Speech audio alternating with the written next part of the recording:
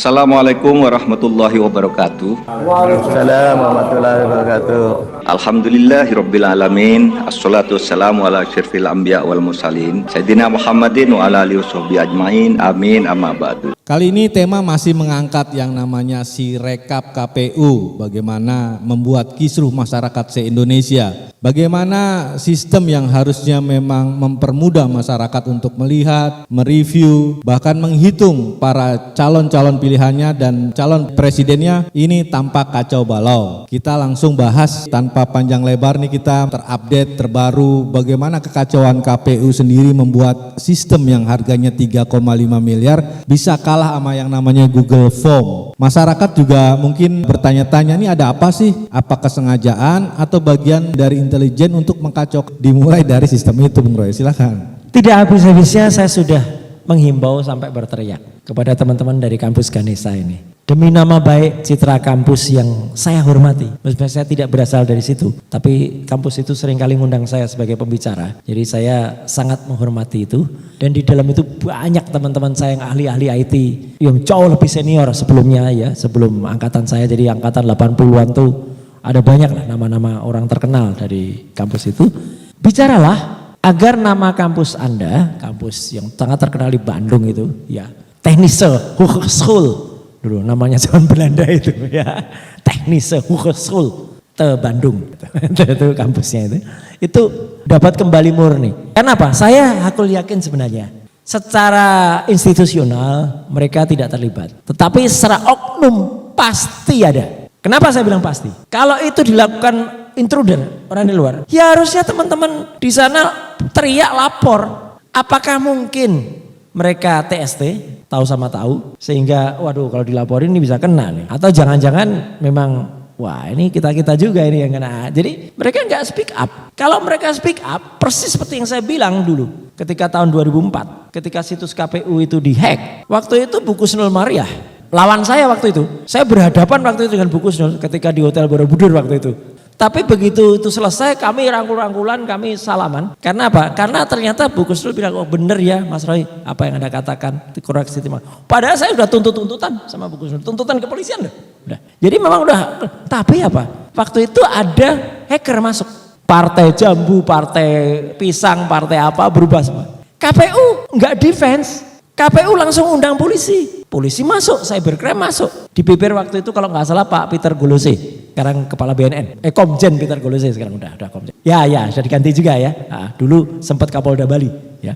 Dengan undang-undang yang terbatas waktu itu, kita masih pakai undang-undang telekomunikasi nomor 36 tahun 99. Makanya kita desak undang-undang ITE diresmikan tahun 2008. Karena waktu itu masih tahun 2004. Dengan terbatas saja bisa dikejar kan kena pelakunya.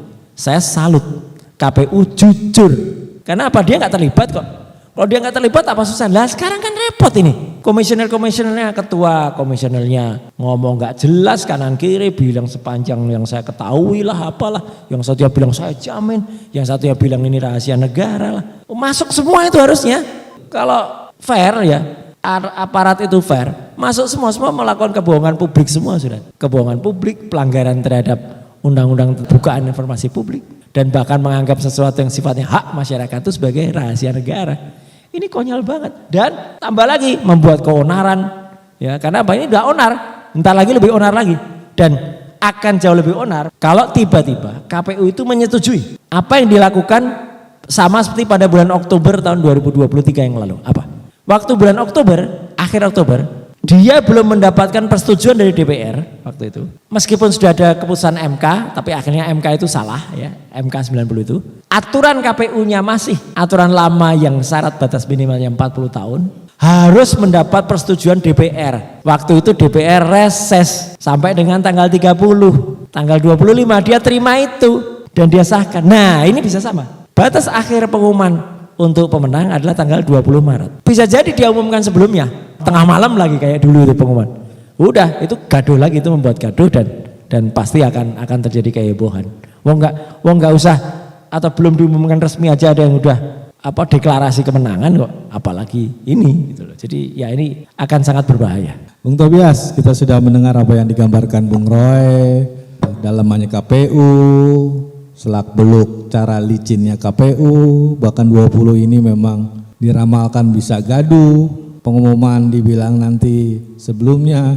Jadi menurut versi eksponen pemuda Indonesia, seperti apa nih gambarannya nih, baik pengumuman capresnya, calegnya yang memang sengaja dibuat rame. Ini gimana sih negara kita, saya sendiri juga bingung nih.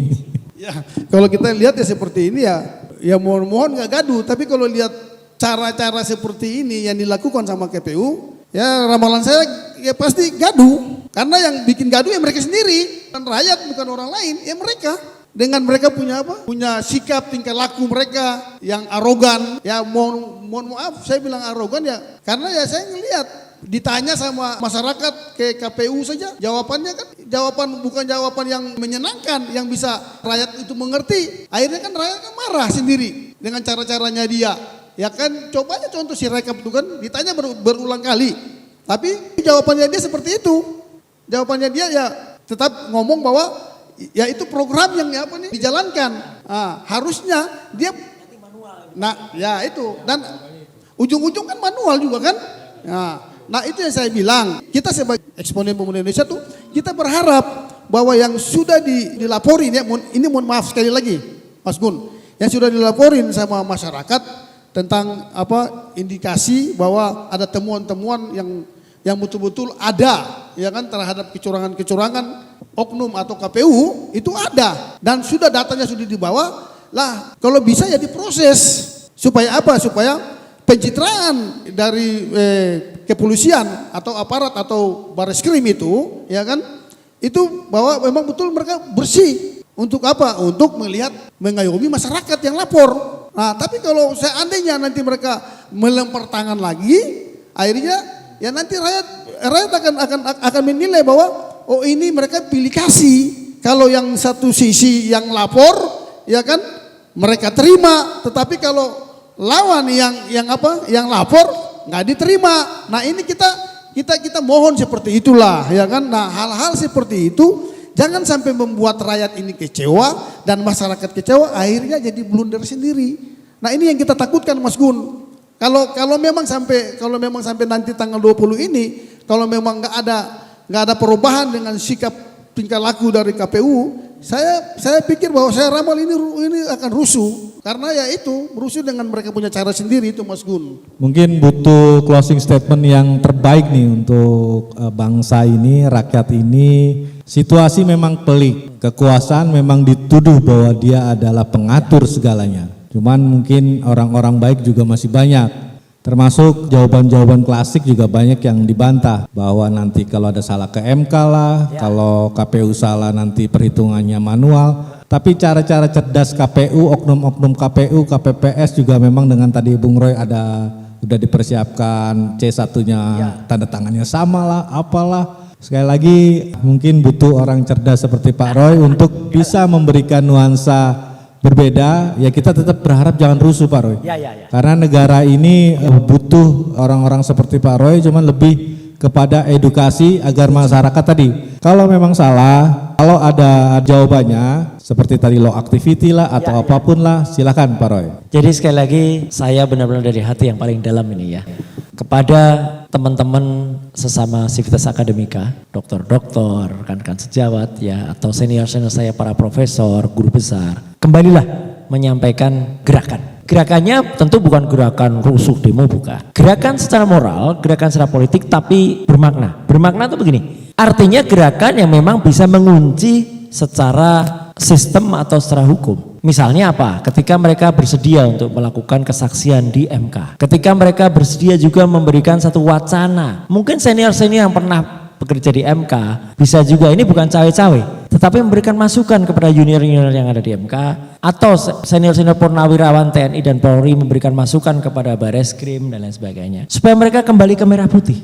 supaya mereka kembali kepada apa yang ada di Republik ini dengan lurus. Memang secara pragmatis yang disampaikan Pak Tobias tadi sangat betul. Anggota Dewan ya agak sulit diharapkan, apalagi mereka yang jelas-jelas gak masuk. Beberapa anggota Dewan yang vokal, teman-teman PDIP yang gak perlu saya sebut nama lah, itu mereka kan vokal-vokal tapi sudah jelas gak akan masuk lagi. Itu ya udah lemes sekarang. Mereka nggak mungkin ikut menyuarakan angket. Mereka mungkin akan bersuara tapi untuk dapat modal. Nah itu tadi bekal untuk pensiun tadi.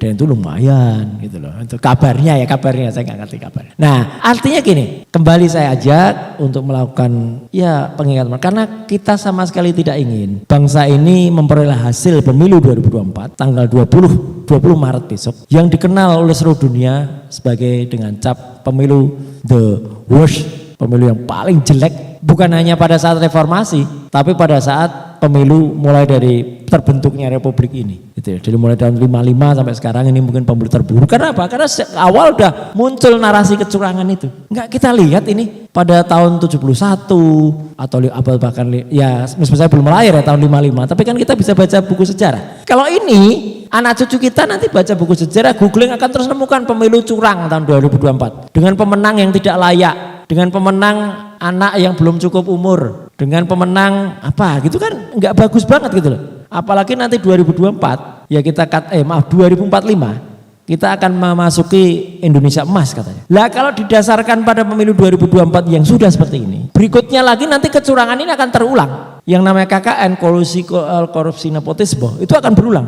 Nanti akan berulang lagi, sekarang anaknya, nanti cucunya yang masih anak kecil, nanti mantunya, nanti ikut semua nanti. Dan itu bukan hanya di level pimpinan negara, tapi kabupaten, kota, gubernur semua ngikut semua nanti semua. Dan itu akan jadi karena sudah ada contohnya. Nah, jadi apakah kita rela memiliki negara Indonesia yang dikenal semacam itu? Jangan-jangan guyonan dari yang sudah ada, ini videonya sudah lama sebenarnya beredar di medsos dari salah satu kepala negara di Jepang waktu itu yang dia bilang pemilu di Amerika, pemilu sekarang hasilnya 4 hari kemudian, pemilu di Jepang hasilnya sore nanti muncul, pemilu di Indonesia sejak kemarin sudah tahu hasilnya. Nah itu akan benar itu terjadi, ada itu videonya. Jadi aduh kalau itu yang tadi kan malu banget kita. Itu akan diulang-ulang dan citra Indonesia akan buruk sekali.